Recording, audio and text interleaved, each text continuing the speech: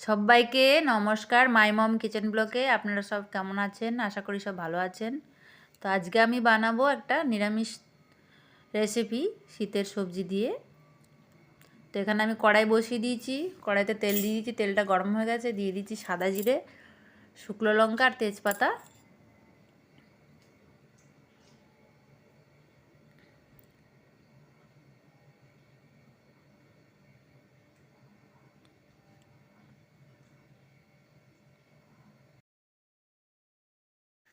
তো এখানে আমি দিয়ে দিচ্ছি পটল,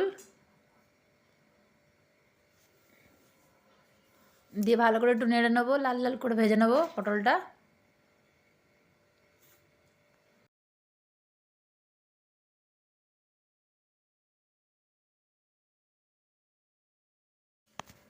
তো এখানে আমার পটলটা লাল লাল করে ভাজা হয়ে গেছে। আমি একটু সরিয়ে এক চুটকি হিং দিয়ে দেবো, কেন হিংটা দিতে আমি একটু ভুলে গেছিলাম। তো একটুখানি আমি হিং দিয়ে দিচ্ছি এখানে, সাই হিং দিয়ে এবার পটলটাকে এবার নেড়ে নেবো।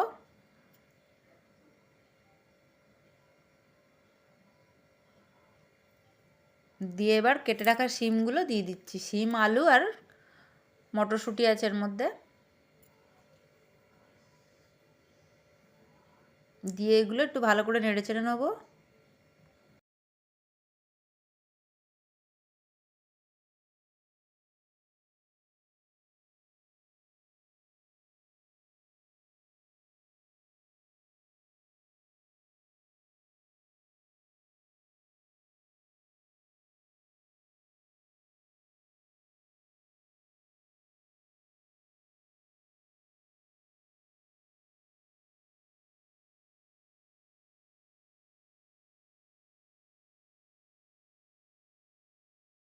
কেটে রাখা টমেটোটা দিয়ে দিয়েছি, দিয়ে ভালো করে একটু নেড়ে নেবো।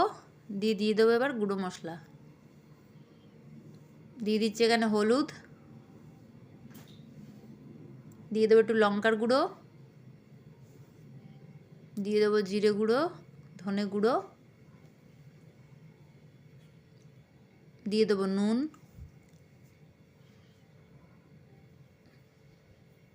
দিয়ে ভালো করে এগুলোকে আমি কষিয়ে নেব।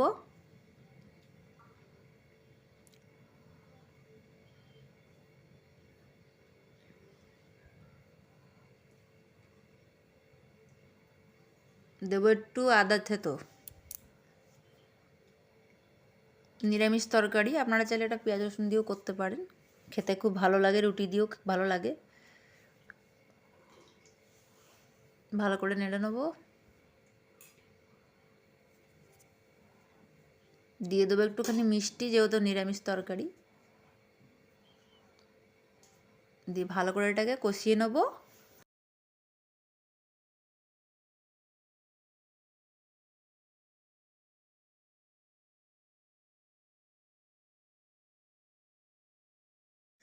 তো টমেটোটা আমি একটু খুন্তির সাহায্যে ভালো করে করে নেবো, চেপে নেবো টমেটোটাকে। দিয়ে মশলাটা এবার ভালো করে এর মধ্যে কষিয়ে নেবো।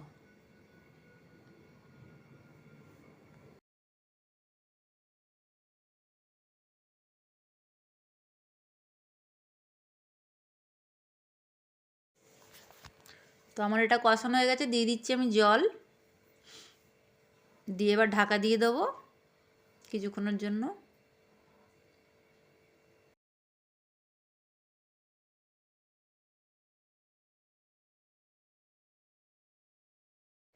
তো আমার এখানে দেখুন তরকারিটা হয়ে গেছে, আলু পটল সব সেদ্ধ হয়ে গেছে। তো এবার আমি নামিয়ে নেবো তরকারিটা। তো আমি এর মধ্যে একটুখানি ধনেপাতা দিয়ে দেবো।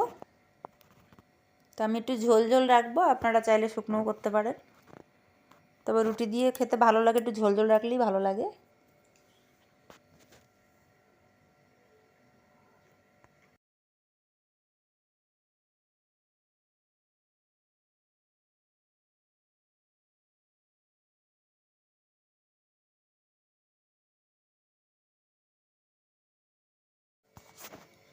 দেখুন এখানে আমার তরকারিটা হয়ে গেছে, আমি নামিয়ে নিয়েছি একটা বাটিতে করে।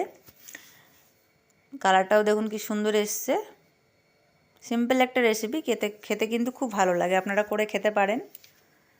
তো আমার এই রেসিপিটা যদি আজকে ভালো লেগে থাকে তাহলে একটা লাইক করবেন, শেয়ার করবেন, সাবস্ক্রাইব করবেন, আর অবশ্যই কমেন্ট করে বলবেন যে রেসিপিটা কীরকম লাগলো। তো আজকের মতন এইটুকুনি, দেখা হচ্ছে কালকে আবার নতুন একটা ব্লগ নিয়ে। সবাইকে নমস্কার।